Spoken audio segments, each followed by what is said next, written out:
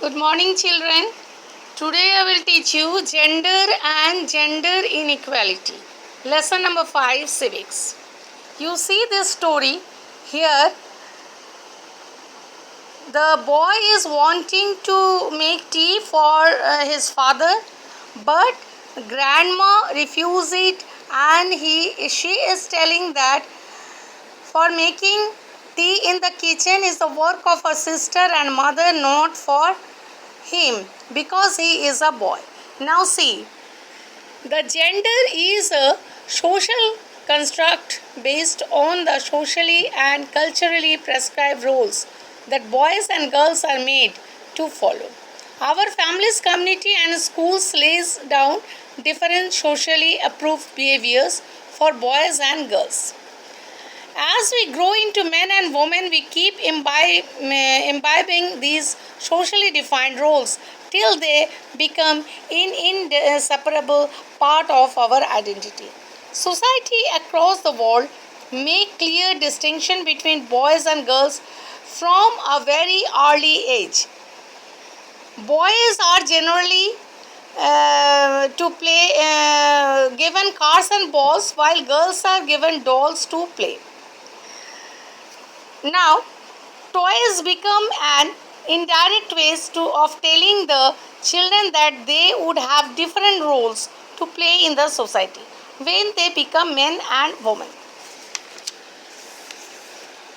Now, here in the story you have seen that Ria and Rohit's grandmother has been conditioned to believe that cooking and household chores are for females and males should be given a superior treatment. Such notion lead to gender inequality. Now you can see that gender based discrimination has existed since the early times.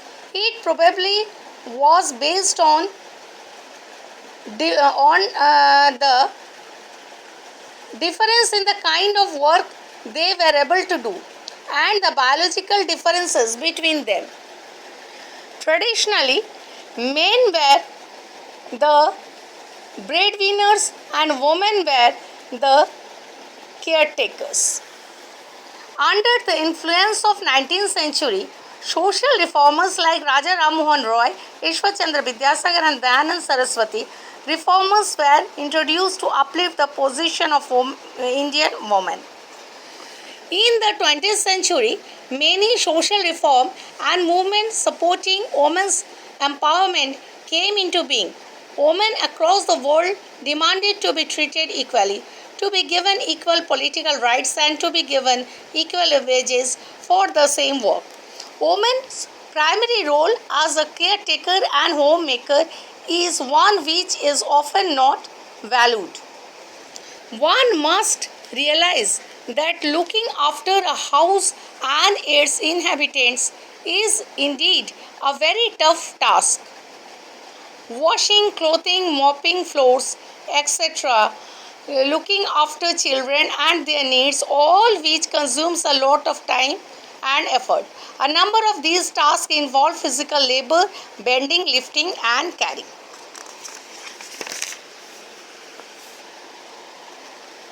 On the total work forces in the country, women still constitute a very small number. Social inequalities related to gender often deny equal opportunities to the women in different societies. Gender discrimination affects men and women differently. While the men benefits from gender discrimination, women tends to suffer. The health and mental well-being of a woman or girl is adversely affected due to the performance for boys or men. Education side, families in rural India still prefer to send their sons to school and keep their girls engaged in household work. Self image, if we will see that the unfair treatment meted out to girls over centuries has led to the development of low self-esteem amongst them. Women are grossly overworked. They work longer hours both at home and outside and are still underpaid. Our constitution strives to give equal opportunities to both men and women. The government realized that the onus of family and household care in a patriarchal country like India eventually falls on the woman and has therefore taken measures in this direction. The government has set up several Anganwadis or child care centers in the country, enabling to women to work there. With the combined efforts of individuals within the society and enforcement of policies by the government over the years, the urban areas in India have witnessed a decrease in gender inequality. But rural areas still require a lot of incentives and programs to embark on the path of gender equality. Thank you.